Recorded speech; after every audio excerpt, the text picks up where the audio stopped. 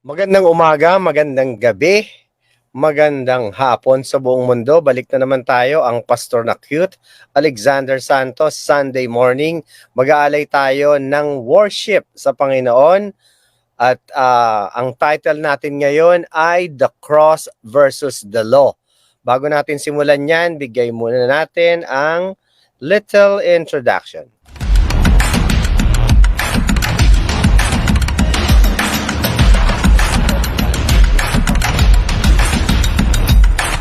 Di ba ang sarap ipakita sa mga Hindi mo alam kung sino ang tunay na millennial kingdom. nila ay isa pong kidwang Parang may konti ako kayo dito. grabe sa Diyos.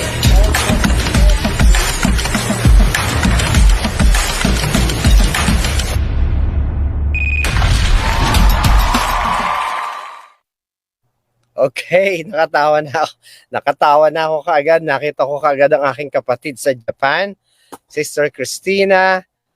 Good morning and evening sa Pastor na Cute. Good evening sa inyo dyan, kapatid. Salamat ha, nakakatuwa. Nakaka-bless. Simulang-simula pa, cute na kaagad ako. Okay, maraming salamat. Pumasok din ang aking Bessie. Ayami-chan, hello po. Hello, salamat sa pagpanood. Maghintay tayo ng konti, kakantahan natin ang Panginoon ngayon. Whether you like it or not, ako ay mag-aalay ng kanta sa Panginoon. Sana sabayan niyo ako.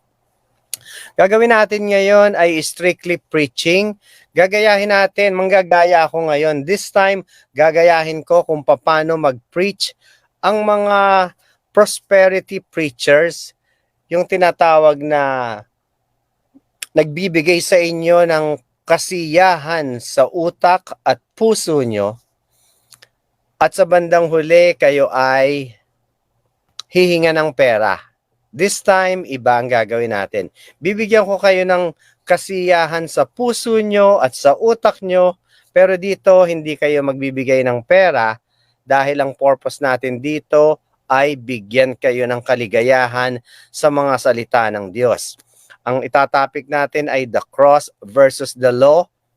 Mapapansin nyo ang pagkakaiba nito, at pagkatapos nito, mararamdaman nyo kung paano naghirap ang Panginoon, kung paano nadadaya ang mga tao ng ibang mga church, nadadaya ang ibang tao ng ibang Jesus, ng ibang gospel, at ng ibang espiritu. Iyan ang ibibigay ko sa inyo ngayon. Sana ay antabayanan nyo to para kayo ay mabless. Nandito rin ang aking Miss Hannah Bloom. Good morning, Pastor Alex, at sa lahat ng nanonood. Ibang profile niya ngayon. Yan. Okay, so kompleto na tayo so far. Magsisimula na tayo, mag-aalay tayo ng kanta. Sabi ko nga sa inyo, whether you like it or not, kailangan sabayan nyo ako dito ha. Wala kayong choice. Wala kayong choice. Dito rin si Sister Elma Genovi. Good evening po, Pastor. Jesus bless you po. Thank you, Sister. At ako ay mag-aalay na ng kanta ha. Ito ang lyrics, sabayan nyo ako.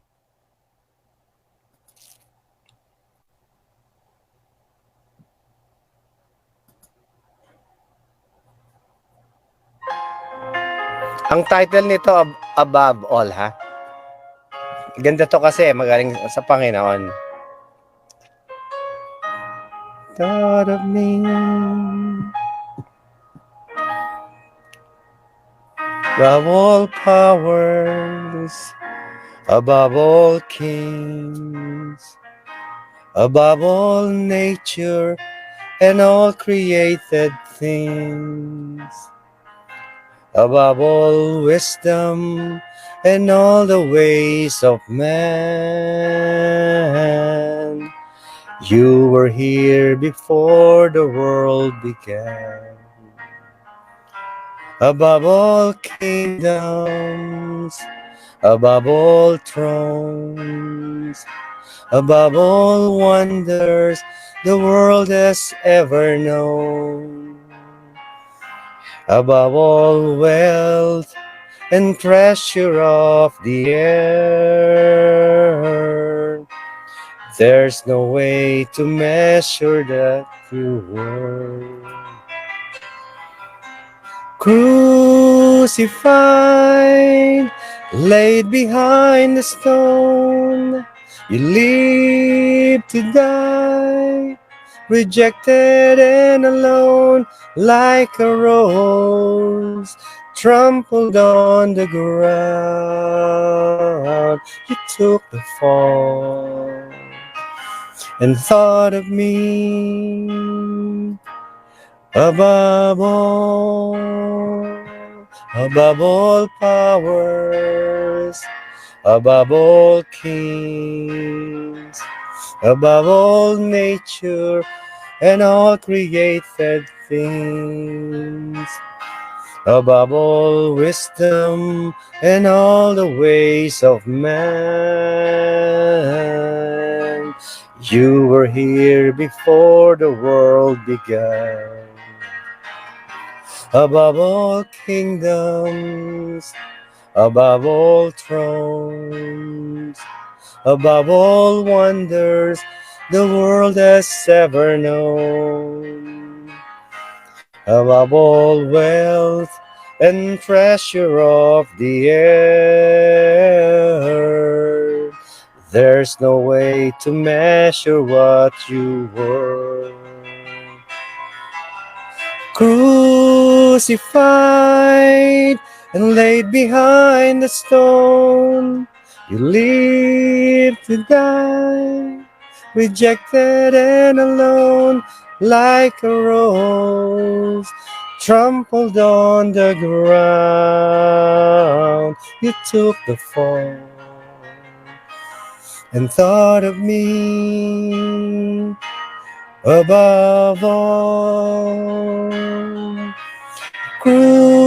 Crucified and laid behind a stone, you lived to die, rejected and alone, like a rose, trampled on the ground.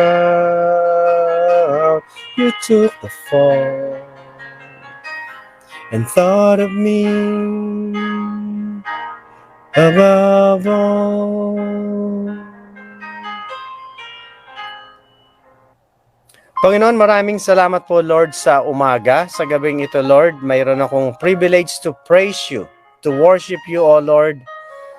Sana po, Lord, ay maging makonvict, O Lord, ang mga tao. Sana po, Lord, ay madaanan sila ng message na to. Sana po ay maintindihan nila kung ano ang value ng cross, kung paano kayo namatay, O Lord, at nabuhay para sa amin. Lord, please touch the heart of those who were longing. Yung mga tao po, Lord, maraming tumatawag sa inyo na nalilito sila kung ano ang tunay na aral. Marami po ang nasa sa loob ng mga religions, O Lord. Lord, sa mga oras na to, sana po ito ay maging isang pamamaraan para maramdaman nila na ang pagmamahal ninyo, ang blessing, O Lord, ay nanggagaling sa blood na pinaghirapan nyo. Napaka-importante po, Lord, na makita nila ang value of the cross at ang kaibahan po ng kautusan ninyo tungkol sa kaligtasan. So Lord, tulungan niyo po ako, kayo po sana ang magsalita sa pamamagitan po ng lahat ng sasabihin ko. Kayo po sana ang magbigkas ng mga salita nang sa ganun po ay maging makabuluhan ang umagang ito at ma-praise po kayo. Especially po ay maligtas ang ibang mga kaluluwa at sa darating na rapture po magkakasama kami magkakapatid para hindi sila maghirap sa tribulation. Ito po ang aking dalangin sa Panginoong Jesus. Amen. Yun, magsisimula tayo ngayon. Bibigyan natin ng linaw. Kagaya ng sinabi ko, iba ang gagawin nating preaching, strictly preaching. Magkukwentuhan lang tayo.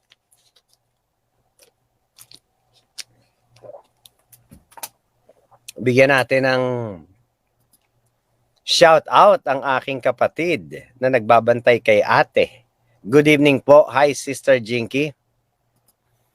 Ito naman ang aking mahal na kapatid. Nandito na naman. Thank you for watching, Mariel Acosi.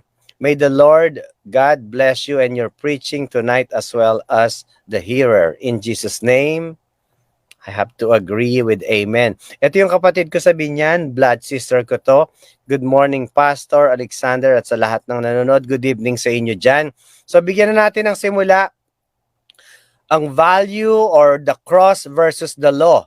Umpisahan natin to, pahabol ng aking kapatid. Shout out Pastor Alex, praying po ako sa ministry nyo. Thank you Pastor, thank you Pastor Dino. Maraming salamat. Preaching of the day, the cross versus the law. Unang-una, mapapansin ninyo lahat ng mga nagpi-preach, lahat halos ng pastors, preachers, evangelists, mga priests, lahat ng denomination, umpisahan natin ang Katoliko, lagi nating binabanggit yan, Katoliko, Iglesia ni Cristo, JW, SDA, JIL, Grace Church, Fundamental Church, Baptist Church, Calvinist Church, Judaism, ano pa ba? Binanggit ko ba ang Mormons? Okay, sa lahat ng binanggit ko, marami pang iba yan at saka yung mga small church, born-again Christians, lahat ng mga to ay maling aral nila. Lahat ng mga to ay man-made doctrines. Paliliwanag ko sa inyo yan bakit mali sila ha. Unang-una, ginagamit nila yung cross. Yung cross, ginagamit nila, front nila, sinasabi nila, ito ay si Jesus. Tamang si Jesus yon, pero maling Jesus. Tapos, tatawagin kayo, sasabihin niya, ibe-bless kayo ng Espiritu, patatanggapin kayo ng Espiritu. Tamang Espiritu yan, pero maling Espiritu. Okay? Tapos, bibigyan kayo ng mga salita ng Diyos. Magbabasa sila sa Bible. Magbabasa sila ng kung ano-anong picking and choosing sa Bible. Tamang salita yan. Galing yan sa Bible. Pero, maling aral yan. Maling aral. So, bakit ko sinabing maling aral yan? Kasi, iyan yung the law. Iyan yung sinusunod nila. Iyan yung the law of Moses. Yung the law of Moses, iyan ay hindi natin panahon ngayon. Tandaan nyo, ang the law of Moses, iyan ay hindi natin panahon ngayon. May mga magtatanong naman, sasabihin nila, o hindi naman the law ang sinusunod namin. Ang sinusunod namin ay yung para makalugod kami sa Diyos. Para kaming maging karapat-dapat sa Diyos. Ipakikita namin ang pagiging Kristiyano namin. Bibigyan ko kayo ng halimbawa.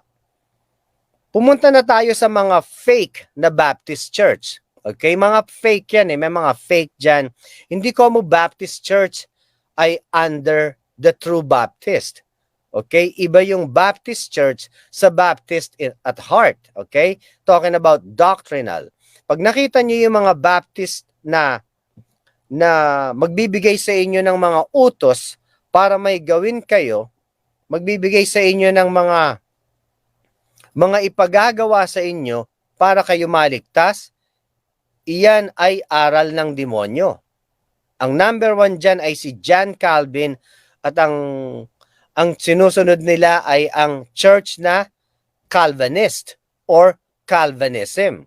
Itong mga tao na to ay mga pera-pera lang. Okay? Kaya mapapansin nyo, pagpasok nyo sa loob ng simbahan, obligated kayo na magbigay ng pera. Kayo ang magbabayad ng mga maintenance nila. Church, Calvinist Church, simbahan, di ba?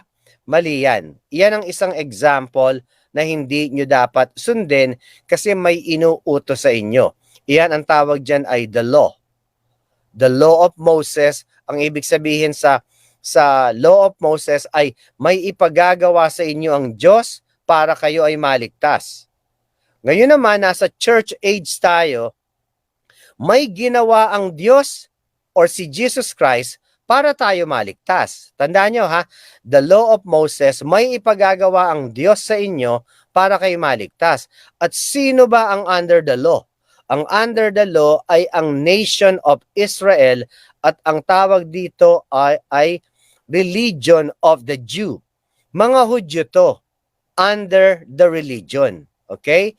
At isang religion lang ang blessed ng Panginoon. Iyan ay ang Israelites. Pagdating dito sa atin ngayon, ang ginawa sa cross ng God manifested in a flesh, iyan na ang susundin natin ngayon.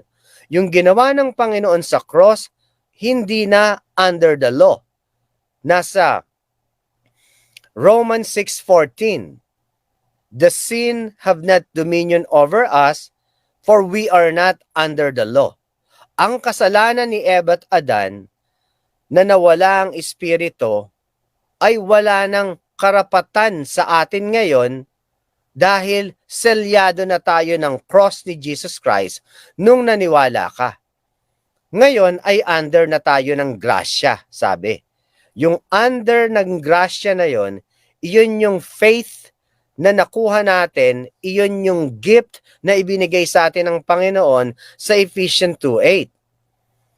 Dahil sa pananampalataya, tayo ay naligtas sa grasya ng Diyos at ito ay regalo niya, hindi dahil sa mabuti tayong tao, hindi dahil sa mabait tayong tao, kung hindi tayo ay binigyan niya ng regalo dahil kahit gaano kakabait or kabuti, kung hindi mo tatanggapin ang grasya or ang regalo ng Diyos, ay hindi ka maliligtas.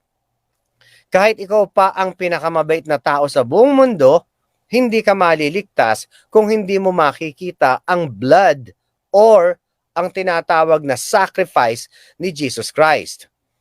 Iyan ang under the cross. Iyan ang the Church of Christ. Iyan ang tinubos ng Panginoon. Pero bakit meron din namang dugo na ibinibigay sa Katoliko, di ba? Meron silang sinasabi doon na Holy Eucharist. Sinasabi sa Katoliko, Holy Eucharist. So anong pagkakaiba dito? Ang pagkakaiba dyan ay every other week or every week, sinasabi nila ang dugo ni Jesus Christ na nasa loob ng Katoliko, iyon daw ay tunay na dugo.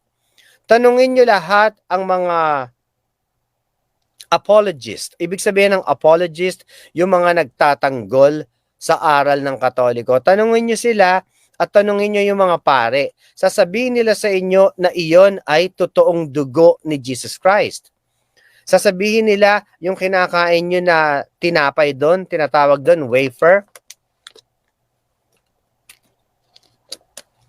Ang tawag doon, ostya. Sasabihin nila, iyon ay tunay na katawan ng Diyos. So, maling-mali yan. Alam nyo ba kung saan ang galing yung saan nila inaalay? Yung wafer na yon or yung ostya? Inaalay yan sa goddess. Inaalay yan kay Semiramis. Inaalay yan kay Ishtar. Or nakalimutan ko yung isang pangalan, Aphrodite, at saka si Madonna and Child. Ibig kong sabihin sa inyo, sa hindi nakakaalam, hindi si Jesus Christ ang sinasamba nila sa Catholic Church. Ang sinasamba dyan ay ang Mother Church, tinatawag na goddess. Ang sinasamba dyan ay ang Mother of God daw. So sa lahat ng mga Katoliko, so may God bless us all. Sana nakatulong sa inyo to. In Jesus' name, this is the end of our worship service for today.